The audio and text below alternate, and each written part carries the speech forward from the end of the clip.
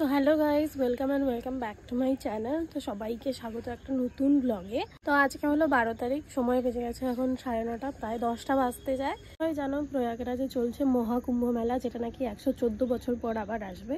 আমার সৌভাগ্য হয় না কুম্ভ মেলায় স্নান করার, কিন্তু আমার হয়েছে। তো আমি আজ যাবো কুম্ভ মেলায়। তো দেরি না করে চলো বেরিয়ে পড়ি। ত্রিবেণী কুম্ভ মেলায় যাওয়ার জন্য তোমাদের হাওড়া থেকে কাটোয়া লোকাল ধরতে হবে এবং কাটোয়া লোকাল ধরে ত্রিবেণী স্টেশনে নামতে হবে। ত্রিবেণী স্টেশন থেকে তোমরা যাওয়ার অনেক অপশনই পেয়ে যাবে, যেমন ওখানে অ্যাভেলেবেল টোটো আছে, অটো আছে বা টেকারও আছে। সামনে ফুল জ্যামে পড়ে গেছে, এত টোটো।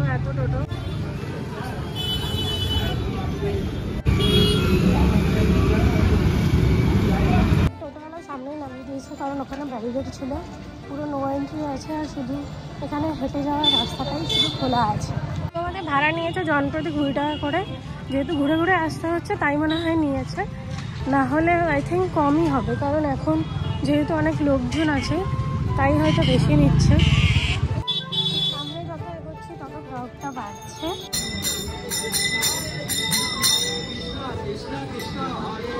তো আমরা গিয়েছিলাম মগরা হয়ে, মগরা থেকে আমরা টোটো অ্যাভেলেবেল পেয়ে গেছিলাম, তাই টোটো করেই আমরা পৌঁছে গিয়েছিলাম ত্রিবেণী কুম্ভ মেলায়। ঘাটের রাস্তা চিনতে না পারলেও মানুষের ঢলে এবং এইসব পোস্টার দেখেই তোমরা বুঝতে পারবে তোমরা কোন দিকে এগোচ্ছ। তো ওখানে পাশে এরকম অনেক দোকান ছিল, যেগুলোতে তোমরা জল বাড়ির জন্য নিয়ে যাওয়ার জন্য এরকম কন্টেনার পেয়ে যাবে এবং পুজোর সে সামগ্রী সেগুলোও তোমরা কেনার জন্য দোকান পেয়ে যাবে। একটা ভালো ব্যাপার হচ্ছে এখানে পাশাপাশি অনেক ঘাট আছে, তো মেন ঘাট যদি ভিড় হয় তাহলে পাশাপাশি ঘাটে তোমরা স্নান করতে পারবে। তো ওদিকে শ্মশানটা আর ওইদিকে হচ্ছে মেন ঘাট, ওখানে জায়গা নেই তাই এখানেই স্নান করতে হবে। এই যে ঘাট, এখান থেকে সব নামছে।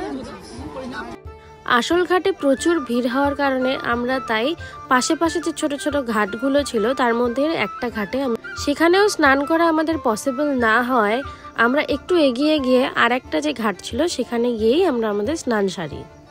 এই বঙ্গ কুম্ভ মেলা প্রায় 700 বছর পুরনো। 1298 পর থেকে এই রিসেন্ট কিছু বছর ধরে আবার এই কুম্ভ মেলা নতুন করে স্টার্ট হয়েছে। ত্রিবেণী সঙ্গমে বঙ্গীয় কুম্ভের স্থান হওয়ার কারণ হচ্ছে এখানে 3টি নদী মিলিত হয়েছে, যেমন গঙ্গা, যমুনা এবং সরস্বতী। ত্রিবেণীর সাথে সাথে ওপারে অবস্থিত কল্যাণীতেও এখন কুম্ভ মেলা স্টার্ট হয়ে গিয়েছে। ত্রিবেণীর এই বঙ্গীয় কুম্ভে প্রায় 200-রও বেশি সাধু ও মহারাজরা এসে আজ মাঘী পূর্ণিমার বিশেষ দিনে নিজেদের স্নান সারেন।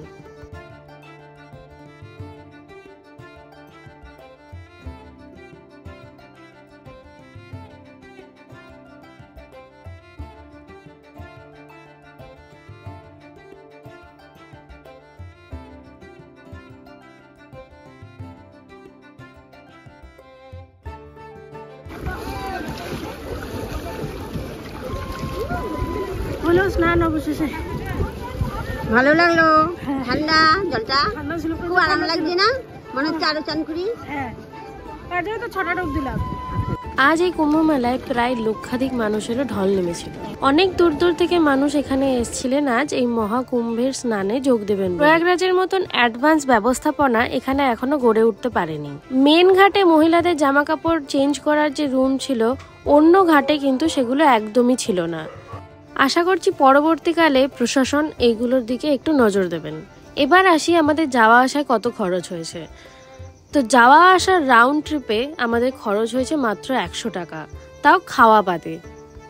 দুপুরে খাওয়ার ব্যবস্থা বলতে ওখানে অনেক নিরামিষ হোটেল ছিল যেখানে তোমরা পয়সা দিয়ে খেতে পারবে, আর কিছু ছিল মুড়ি আর চপের ব্যবস্থা। জায়গায় জায়গায় ছিল কিছু এনজিওর তরফ থেকে সেখানে মুড়ি বাতাসা, জল বাতাসা এবং এই পরিষেবাগুলো এনজিও গুলো প্রায় 24x7 দিয়ে যাচ্ছিল। আমি যতক্ষণ পর্যন্ত ছিলাম আমি ততক্ষণ দেখেছি তারা সব সময় জল সরবরাহ। তো আজ ভিডিওটা এই পর্যন্তই, আর ভিডিওটা ভালো লাগলে অবশ্যই লাইক, সাবস্ক্রাইব আর শেয়ার করতে একদম ভুলো না তোমরা।